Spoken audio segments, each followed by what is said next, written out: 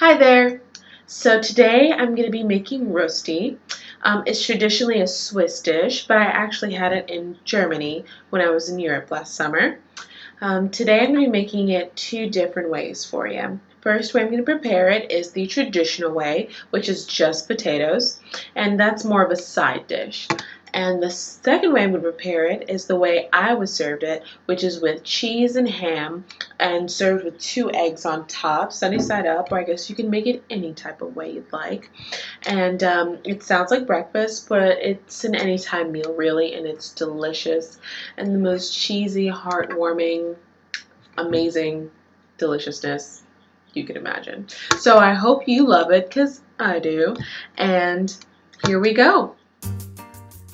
So you're going to start off with 2 pounds of russet potatoes. I'd suggest giving them a good rinse off with cold water just to remove all the surface dirt. Next, you're going to want to put some cold water in a large pot. Salt generously.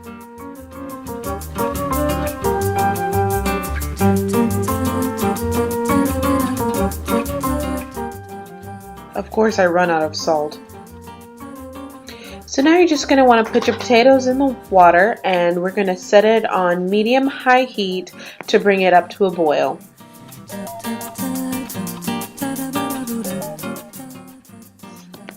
Now we're boiling.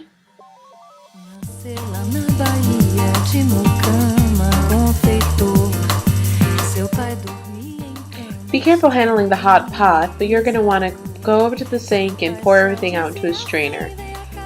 Man, that's a lot of steam.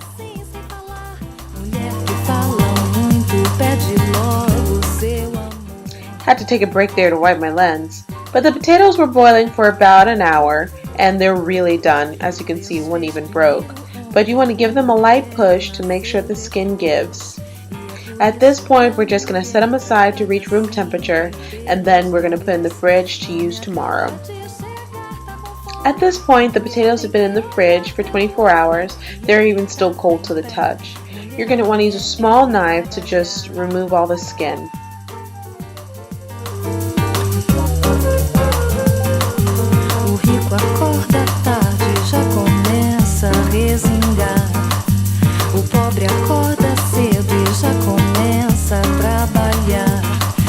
Pedir ao meu babalorixá pra fazer uma oração pra Xangô, pra pôr pra trabalhar gente que nunca trabalhou.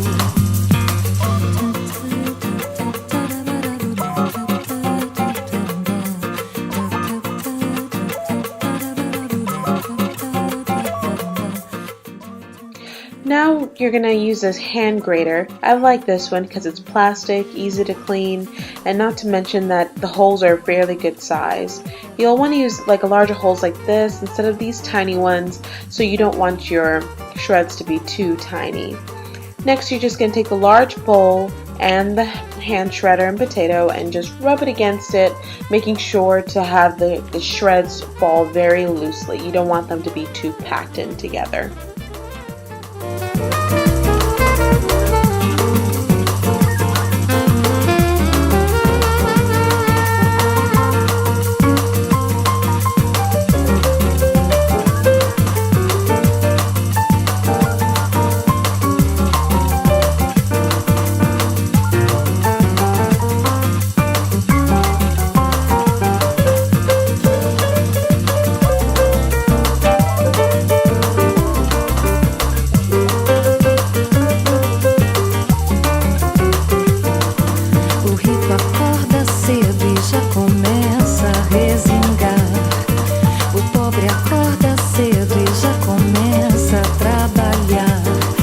Pedir ao meu babalorixá pra fazer uma oração pra Xangô, pra pôr pra trabalhar gente que nunca trabalhou, pra pôr pra trabalhar gente que nunca trabalhou. It's pretty tough once you get to the end of the potato, but just kind of just press, keep on trucking with it, and try to get the last bit of shreds that you can.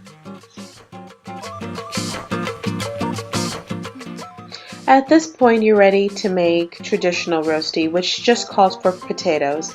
You just take some butter and preheat your pan a little bit and just use a very little amount of butter. Yeah, that was a little too much before. A little butter and spread it around your pan.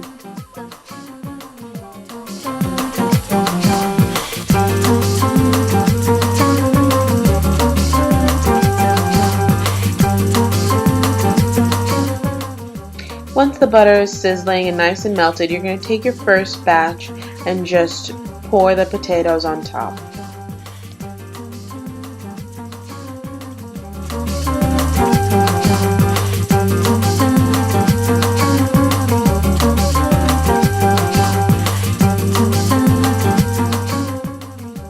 I like to just take a quick spatula and kind of mush it around to be a nice round type of shape. It just helps it flip a little easier. Oops. Yeah, it just helps it flip a little easier and just a prettier outcome.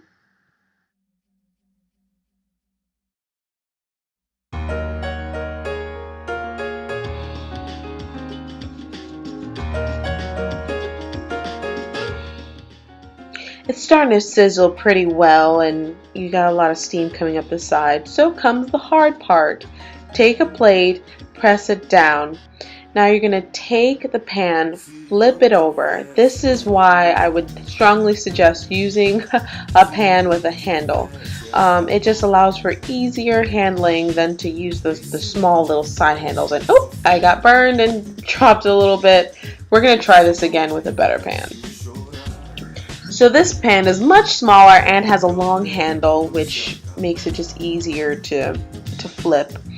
I'm going to replace the little bit of butter that we lost, and then we're just going to add in our last batch.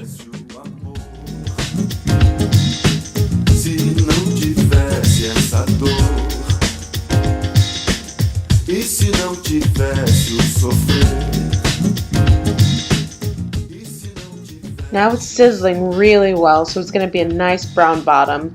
I'm going to try this again, brace myself, and yes, much easier handling, getting potato everywhere on my stove trying to do this. Just want to lightly ease it back onto the pan, and success. So you're going to want to let it brown on the other side, and then you've got rosti.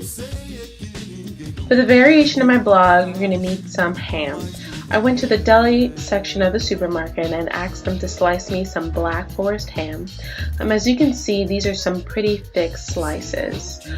These 3 slices add up to be half a pound, which should do to feed 3 to 4 people. You're going to take the ham and then you're going to want to slice it into shreds about 1 inch long and not too wide to mix it into the rosti mix.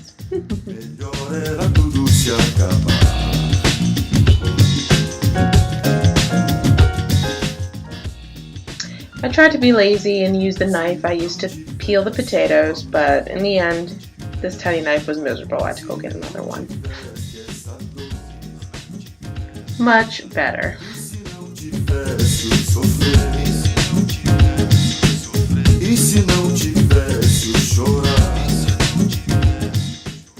Like I said, the pieces don't have to be too thick, but you are going to want to make sure they're about 1 inch long. And then you're going to want to separate them for easier mixing. I decided to fast forward this since it's not too thrilling to watch. But now after all this process, you'll have very nicely shredded ham. Your next ingredient, cheese! Yay for cheese! You're going to need about 3/4 of a cup for this recipe. In a large bowl, you're going to hand mix all of your ingredients. When you kind of mix it around, try to keep the mixture as light and airy as possible to not want to clump it together. Here I only used 1 potato, but if you were going to make the entire recipe at once, I just throw them all in. I'm just trying to make a very, I guess, aesthetically pleasing mixture here.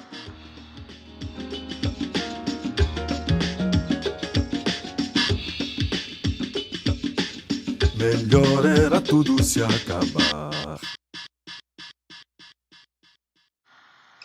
go. This looks nice and well mixed and a good amount of each ingredient. Yeah. Like for the roasty recipe I showed you before, you're going to put some butter into a pan. I kind of jumped the gun and put a little bit of butter earlier. But you're going to want to kind of mix it around, swirl it, get it nice and buttery.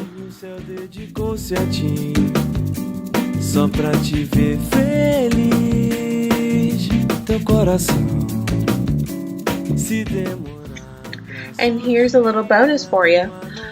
Some easy sunny side up eggs. You're going to take a pan and spray it down with some oil, preferably Pam. I love Pam. And then you're going to want to crack your eggs directly into the pan. We're going to cook the eggs on about medium heat until the outer edges are completely white. And then you're going to cover your eggs and then let the magic happen on low heat. For over easy eggs, you cook them for about 4 minutes. You know, you don't want shell in your eggs. For medium done eggs, you're going to cook them for 5, and for well done sunny side up eggs, you're going to cook them for 6 minutes.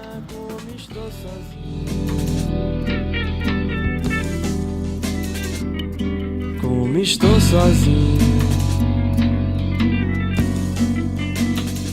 mas nada de ser sozinho. When you're adding the roast to the pan, you're going to want to do so very lightly so not to clump up the mixture. Another, it's also important to not overcrowd the pan so that everything kind of cooks evenly. And so I didn't use the entire mixture, but this looks good for a batch. And we're just going to let this sit until it starts to sizzle pretty well.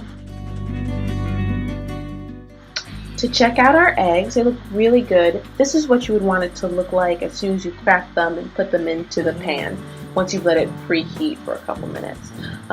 You want it to be about medium heat, and you're going to take a cover and put it on top. This just creates just a hot room for the top to cook as the bottom does. The roasty is looking good. As you can see, there's some cheese bubbling. You want to put the cover on it because the same thing with the eggs so that everything will melt evenly. After about 5 minutes, you're going to want to uncover it and lightly flip the mixture. We are not going to use a plate to do this because, as I've learned, I guess it's just too sticky with the cheese to flip it over successfully. So you're just going to lightly flip it over with a spatula so that the other side can get nice and brown and a bit melted.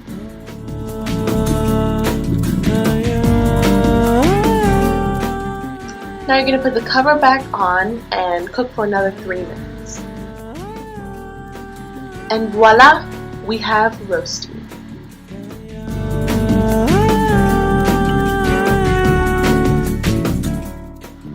These are some very well done eggs. I cooked them for about 8 while the roasty was cooking.